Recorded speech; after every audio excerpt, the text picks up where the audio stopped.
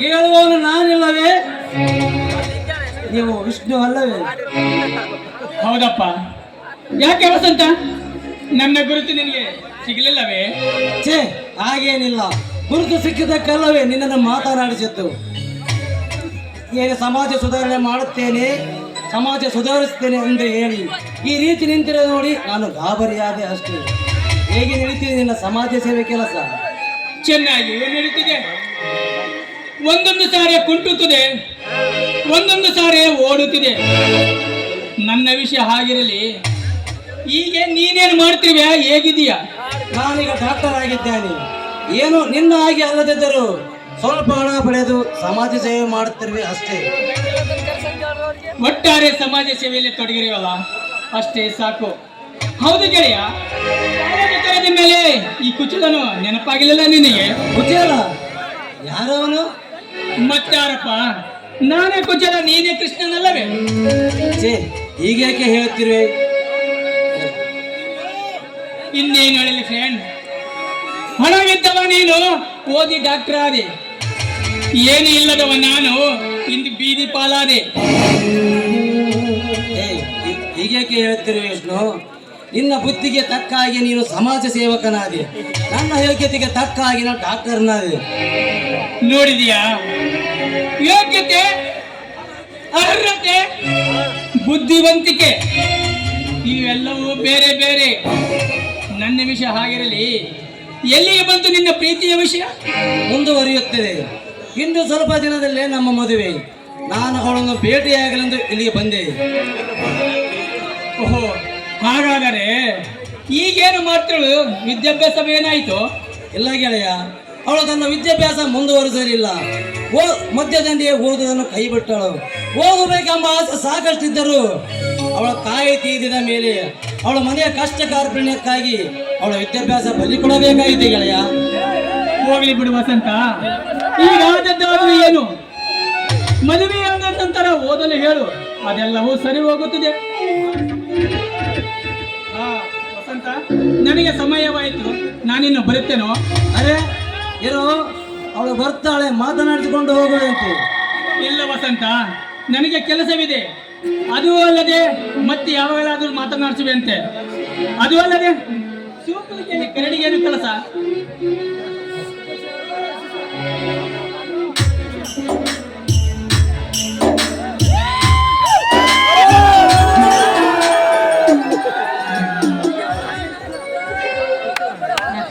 ಏನಾಯ್ತು? ಯಾಕೋ ನಗ್ತಾ ಇದ್ದೀರಲ್ಲ, ಏನಾಗಿದೆ ಈಗ?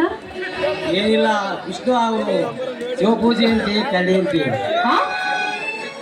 ನಾನು ಕರಡಿನಾ?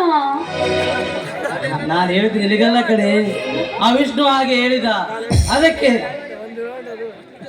ವಿಷ್ಣುನಾ? ವಿಷ್ಣು ಅಂದ್ರೆ ನಾನು ಸಮಾಜ ಸೇವಕನಾಗುತ್ತೀನಿ ಹಾಗೆ ಹೀಗೆ ಅಂತ ಏನೇನೋ ಹೇಳುತ್ತಿದ್ದ. ಇದ್ದಕ್ಕಿದ್ದಾಗೆ ಒಂದು ದಿನ ನಾನು ಕಾಲೇಜಿಗೆ ಬರುವುದಿಲ್ಲ ಅಂತ ಹೇಳಿ ಹೋದ್ನಲ್ಲ, ಆ ವಿಷ್ಣು ತಾನೇ? ಅವನೇ ವಿಷ್ಣು. ನಾನು ಅವನಿಗೆ ಹೇಳಿದೆ ವಿಶಾಲ ಬರುತ್ತಾಳೆ ಇರು ಎಂದು. ಆದರೆ ಅವನು ಶಿವಪೂಜೆಯ ಕರಡಿ ಏನೇನೋ ಹೇಳುತ್ತಿದ್ದ. ಸರಿಯಾಗಿದ್ದೀರಾ? ಸರಿ ಸರಿ, ನನ್ನನ್ನು ಬರಲು ಹೇಳಿದ ಕಾರಣ? ಮುದ್ದಾದ ಪ್ರಿಯತಮಿಯ ಮುಖ ಕಮಲ್ ನೋಡಿ ಮಾತನಾಡಿಸಿಕೊಂಡು ಹೋಗಲೆಂದು.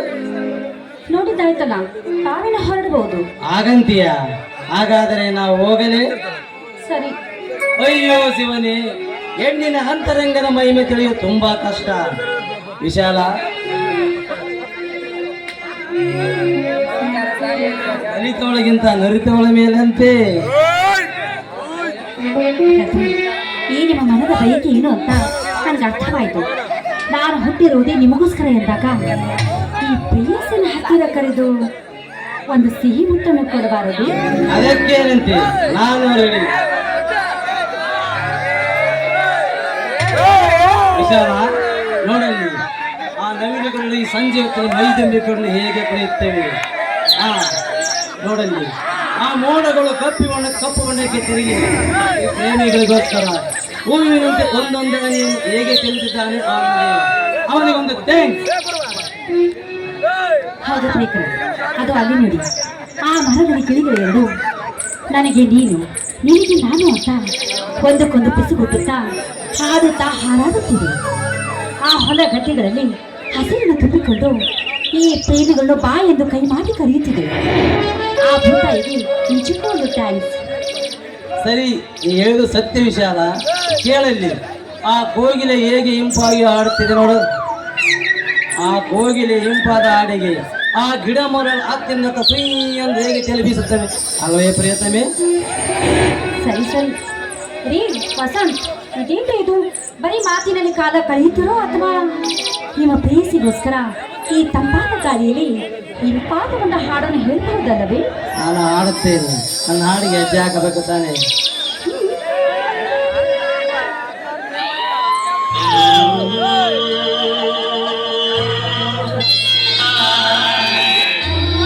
Thank